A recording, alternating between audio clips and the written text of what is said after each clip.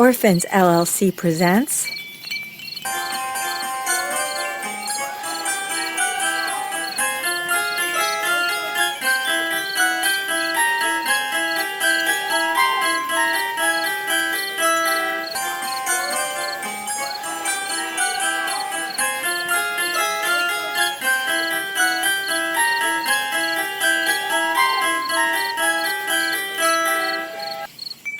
The 13 Orphans.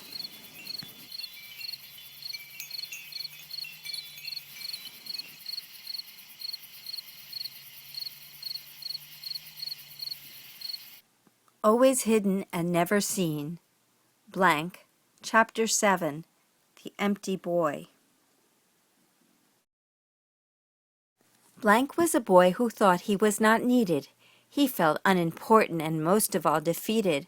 So extremely shy, and that is why he was never keen to ever be seen. Just blank. So where did he go? Always hidden somewhere else, you know. Afraid he might fail, he left no trail, and discreetly he became the banister rail, disappearing out of sight to make himself feel just right. This happened when he wished with all his heart that he did not exist, not just any ordinary tale of this boy so blank and pale. As the orphans quietly ate their dinner, Blank was there just getting thinner as a vase and leaving no trace of himself, the boy he wanted to erase. Though he could become almost anything, even the shiniest napkin ring, or a giant serving platter, as if it was simple and nothing was the matter. Not only was he changeable, but so quickly rearrangeable, instantly a mysterious dustball under the bed, without even a touch of dread. Blank sent the iridescent silverfish scurrying, although they should not have been scared or worrying, for Blank was peaceful in the dust, since hiding was something he could really trust. In the eerie light in the old attic, among the books, one giant moth was taking some extra looks, and as the pages were turning, all the moths were yearning, flitting and floating like admirers so doting. It is worth noting and not misquoting, they were looking at Blank, who is now a book on boating. Blank felt so empty, Blank felt so lost, Blank stayed hidden at all cost.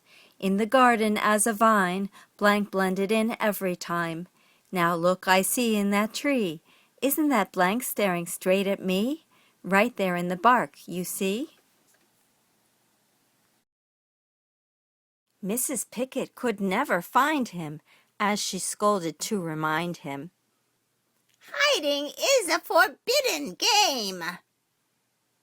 But Blank did all his hiding just the same, so timid and afraid, so he just never obeyed, and simply stayed part of the window shade, though sometimes a pattern on the window drape, with a path for his quick escape. Hidden twice behind a closed umbrella, he was such a smart little fella. Calling his name seemed to be no use, since Blank's shyness was so profuse.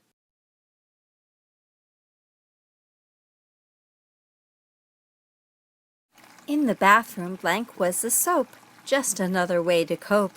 Would there ever be some hope? As the water kept on flowing, Blank got smaller without knowing, always shrinking just an inkling, bubbles rising, not surprising. Bobbing and swimming, a mud skipper kept diving. To fill his gills with water was his way of surviving. He watched Blank, and Blank watched him too. They watched each other. What else could they do?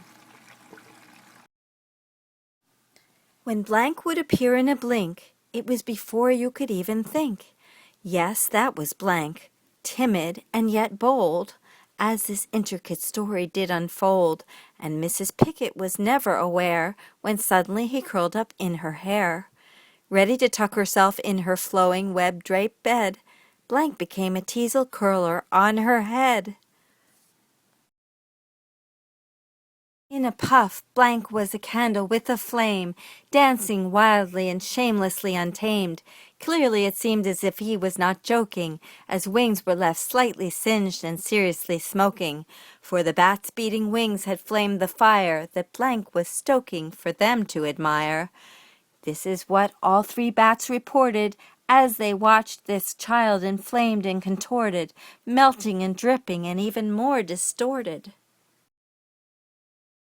Finally, all alone, he would cuddle by himself in a huddle, far away from any other children's mocking, or anything else that might be shocking, on a swing just gently rocking, the empty boy, himself, who he was blocking, so afraid to let the world truly see who this Blank boy could really be.